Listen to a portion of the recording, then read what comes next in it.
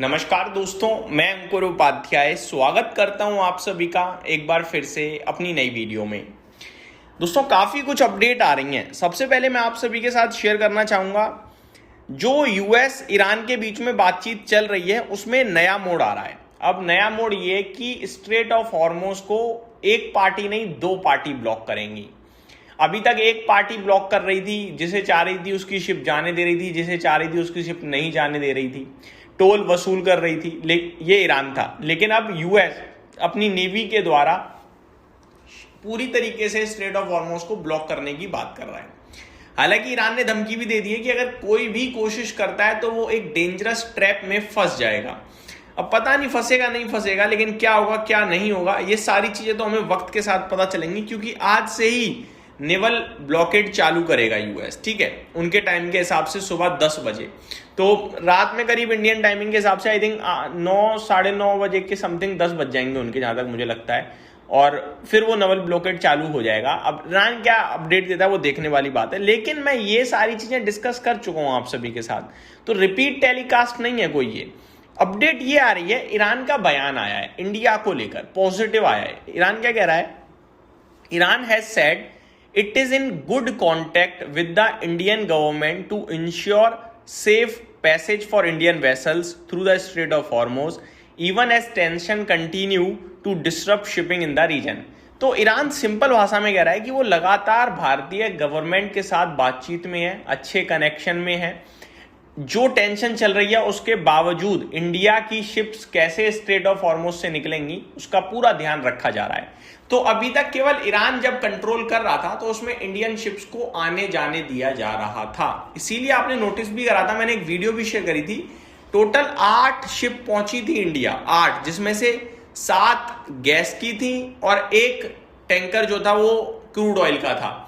और ये 8 शिप्स किसी भी कंट्री की शिप्स सबसे ज्यादा थी, हमारी शिप्स ही थी जो पूरी दुनिया में किसी पर्टिकुलर कंट्री की शिप जो स्ट्रेट ऑफ हॉर्मुज़ को पार कर पाई थी उस समय तक, 28 फेब के बाद जब से ये वॉर शुरू हुई है, उसमें इंडिया का नाम ही था। तो क्योंकि इंडिया के कनेक्शन अच्छे हैं, ये सारी चीजें बोली। Speaking on Monday, Iran ambassador to India Mohammad Fathali ने कहा कि Tehran is working closely with New Delhi to facilitate maritime government and extend support during the ongoing crisis. लेकिन अब जब यूएस बीच में आ जाएगा, आपस में उनकी वॉर हो सकती है, तो क्या यूएस इंडिया की शिप्स पार होने देगा? ये एक सवाल है। एक और अपडेट देनी है, वो भी दूंगा, लेकिन अब इसको हम बहुत ही सिंपल भाषा में समझते हैं। मोहम्मद फताली जो कि ईरान के एम्बेसडर हैं, उन्होंने कहा है ईरान और इंडिया मिलके काम कर रहे हैं शिपिंग को सेफ कर रखने के लिए, स्पेशली इस क्राइसिस के टाइम पे। यूनाइटेड स्टेट्स और इजराइल के कन्फ्लिक्ट की वजह से शिपिंग डिस्टर्ब हो रही है। इंडिया के लिए क्यों इंपॉर्टेंट है ये रूट, इसके बारे में मैंने काफ़ी बार डिस्कशन किया है, बट एक बार और सुन लीजिए प्लीज़। स्ट्रेट ऑफ हॉर्मुज़ बहुत इंपॉर्टेंट रूट है। इंडिया का लगभग 40% क्रूड ऑयल इसी रूट से आता है। अगर ये रूट डिस्टर्ब होता है, ऑयल सप्लाई टाइट हो जाती है, प्राइजेस बढ़ सकते हैं, ट्रेड इंपैक्ट हो सकता है। ईरान क्या कह रहा है? इंडिया और ईरान का कॉमन इंटरेस्ट है। ईरान ने बोला है हम पीस भी चाहते हैं लेकिन वॉर के लिए भी रेडी हैं। मतलब सिचुएशन टेंस है पर वॉर अवॉइड करना सही नहीं होगा। अब क्या बातचीत हो रही है? जो इस्लामाबाद में बात हुई वो ऑलमोस्ट फेल हो गई है। न्यूक्लियर इशू, सैंक्शंस हटाने की बात थी, वॉर के डैमेज का कंपेंसेशन, ये ईरान की डिमांड थी, लेकिन नहीं हो पाया। ईरान ने एक्यूज किया यूएस और इजराइल ने टॉक के बीच में भी अटैक किया है, और जो हो भी रहा था हमने भी देखा है, ऑब्वियस है। तो अब कहीं ना कहीं जाके सिचुएशन थोड़ी गंभीर होने की तैयारी में है आज रात के बाद से, ऐसा मुझे लगता है। ईरान इंडिया को अश्योरेंस दे रहा है, इंडिया शिप्स के लिए पैसे सेफ मेंटेन रखने की कोशिश हो रही है। दोनों कंट्रीज कोऑर्डिनेशन में हैं, लेकिन अब यूएस कूद जाएगा बीच में तो शायद मैटर बिगड़ सकता है। ये बड़ी कहानी अभी तक की। अब मैं आपके साथ एक दूसरी नई अपडेट शेयर करता हूं जो थोड़ी ज्यादा नेगेटिव लगेगी।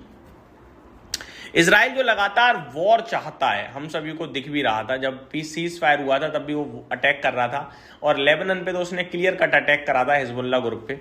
अब इजराइल की तरफ से एक बयान आया है। यूएस ईरान में नेतन्याहू जो हैं उन्होंने कहा है cease fire with Iran can and soon, यानी जो सीज फायर ईरान के साथ यूएस का चल रहा है ये किसी भी वक्त तक समाप्त हो सकता है। तो ये अच्छे साइन नहीं है दोस्तों, ऐसा मेरा मानना है।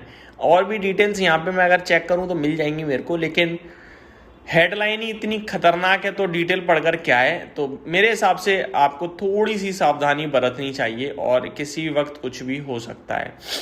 तो Netanyahu says Iran ceasefire could end quickly as US strait of Hormuz blockade countdown begins.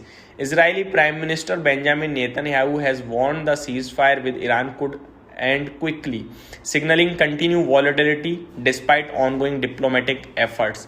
तो ये सब चीज़ें अब हम सभी को दिख रही हैं, तो परेशानी कहीं ना कहीं थोड़ी एक्सटेंड होने की संभावना आ रही है। ये मेरी तरफ से अपडेट थी, उम्मीद करता हूँ डिटेल्स पसंद आई होंगी। Thank you so much for watching this video, have a great day guys.